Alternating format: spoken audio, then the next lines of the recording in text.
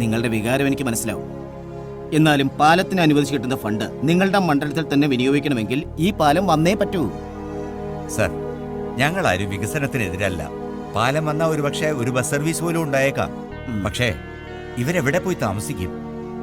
ഈ നാട്ടിൽ തന്നെ റവന്യൂ വകുപ്പിന്റെ കൈവശമുള്ള ഭൂമിയിൽ ഫ്ലാറ്റ് കെട്ടിക്കൊടുക്കും. വേണ്ട, ഫ്ലാറ്റ് ഒന്നും വേണ്ട. ഞങ്ങൾക്ക് ഈ മണ്ണിൽ തന്നെ ജീവിച്ചാൽ മതി, അല്ലേ?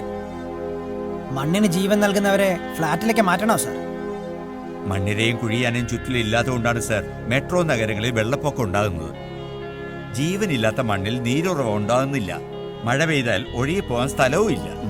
ലിഫ്റ്റിൽ കുടുങ്ങി മരിക്കാനായിട്ട് ഇതുങ്ങളെ ഫ്ലാറ്റിലേക്ക് കൊണ്ടുപോകണോ സർ? ശരി, ഫ്ലാറ്റ് വേണ്ടെങ്കിൽ വേണ്ട. പുഴക്കരയിൽ മറ്റൊരിടത്ത് ഭൂമി കണ്ടെത്തി തരാം. പിന്നെ സർക്കാർ തീരുമാനം എന്താണോ അത് നടപ്പിലാക്കാനേ എന്നെ കൊണ്ടുപറ്റും. അപ്പൊ ശരി.